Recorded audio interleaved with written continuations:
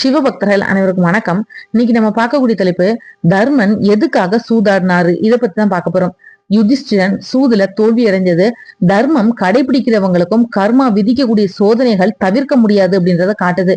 துரியோதனனோட அதர்மம் பாண்டவர்களோட தற்காலிக இழப்பை உருவாக்குனாலும் அதுவே மகாபாரத போருக்கான காரணமாகி கௌரவர்களோட அழிவையும் தர்மத்தோட இறுதி வெற்றியையும் ஏற்படுத்துது.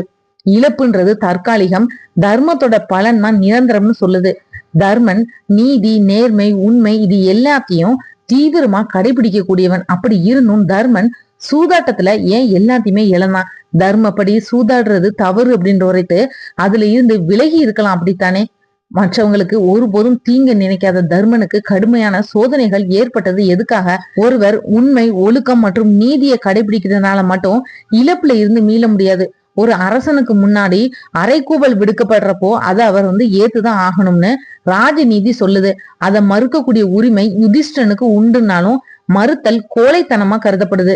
தர்மப்படி சூது விளையாட அழைக்கிறப்போ அவர் ஏற்றதுதான் தர்மம். ஆனா தர்மன் விளையாட்டுல தன்னோட சார்பா நல்லா விளையாடக்கூடிய ஒருத்தரை வச்சு பகடை உருட்டி இருக்கலாம். பகட விளையாட்டோட தோல்வியப்போ தர்மன் தாங்கிட்ட இருந்த எல்லாத்தையுமே இழக்கிறாரு. தர்மர் நினைச்சா பீமனை ஏவி எல்லா கௌரவர்களையும் அப்பவே துவம்சம் செஞ்சிருக்கலாம். விளையாட்டுல தோற்றதை ஏற்றுக்காம போர் புரிந்திருக்கலாம். ஆனா விளையாட்டோட விதிகளை அவர் ஏத்துக்கிட்டாரு. அதுதான் விளையாட்டோட தர்மம். தான் இழந்தவைகள் மேல அவர் உரிமை எதுவுமே கோராம இருந்தாரு.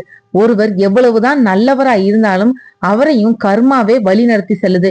சூதப்போ தர்மனோட கர்மா செயல்படல, மாறா துரியோதனனோட கர்மா அவனை அதர்மம் செய்ய தூண்டினது.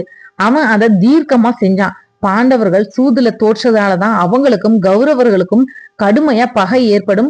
கடும் பகையோட விளைவால தீமை முற்றிலும் அழிக்கப்படும். கர்மா உடனடியா செயல்படாட்டா கூட நீண்ட காலம் செயல்லே இருக்குது.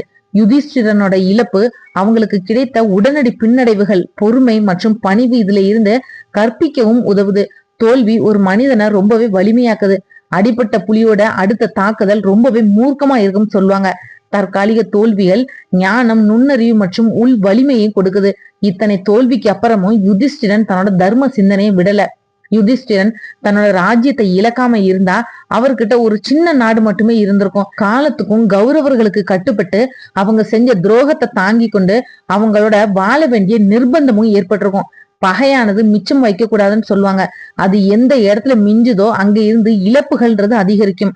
பாண்டவர்களோட சந்ததிகளும் அதே பகைய காலம் காலமா தொடர்ந்து அனுபவிக்க வேண்டி இருக்கும்.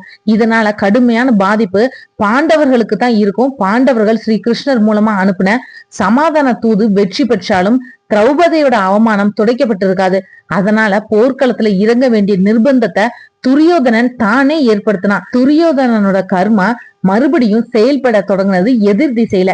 இப்போ அவரோட வினைகள் அவரையே பழிவாங்க தொடங்கினது. மகாபாரத போர் தொடங்கினது. இதுல கௌரவர்கள் முழுவதுமா கொல்லப்பட்டாங்க. தர்மனோட அப்பா பாண்டுவை ஏமாற்றி திருதராஷ்டிரன் அதர்மம் செஞ்சு ஆட்சியில அமர்ந்தான். இப்போ திருதராஷ்டிரன் தன்னோட தம்பியை ஏமாற்றிய கர்மாவுக்கு தம்பியோட மகன்கள் ஆட்சியில அமர்ந்ததை பார்த்து வருத்த வேண்டும். தன்னோட மக்கள் அழிந்ததை எண்ணி புழுங்கியே இறுதி காலத்தை கவலையிலேயே கழிக்கணும் அப்படின்னு கர்மா செயல்ல இருந்தது. சூதாடுறப்போ தர்மன் இழந்த எல்லாவற்றையுமே போருக்கு அப்புறமா மறுபடியும் பெற்றுக்கொண்டான். தர்மம் வென்றது. யுதிஷ்டிரன் இழந்தவைகளை விட பெற்றது அதிகம். தர்மத்தோட வழி நடக்கிறவங்களுக்கு இழப்பு அப்படின்றது தற்காலிகமா தான் இருக்கும். ஆனா அவங்களோட வரவு நிரந்தரமா இருக்கும். மகாபாரதத்தோட மிக முக்கியமான திருப்பு முனையான சூதாட்டத்தோட பின்னணியில இருக்கக்கூடிய கர்ம நியதிகளையும் தற்காலிக தோல்விகளை கடந்து வாழ்க்கையில நிரந்தர வெற்றியை அடைறதுக்கான ஆன்மீக மற்றும் வாழ்வியல் தத்துவங்களையும் நீங்க தெளிவா புரிஞ்சுக்கலாம்.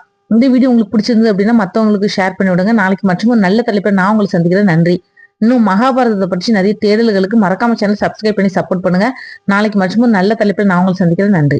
ஆன்மீக தேடல்ல நீங்களும் தேடலாம் உங்களோட இஷ்ட தெய்வத்தை பற்றி. முதல் தடவை நம்ம சேனலை பார்க்குறவங்களா இருந்தீங்கன்னா சப்ஸ்கிரைப் பண்ணி பெல் ஐக்கான் ஆன்னு கிளிக் பண்ணிடுங்க.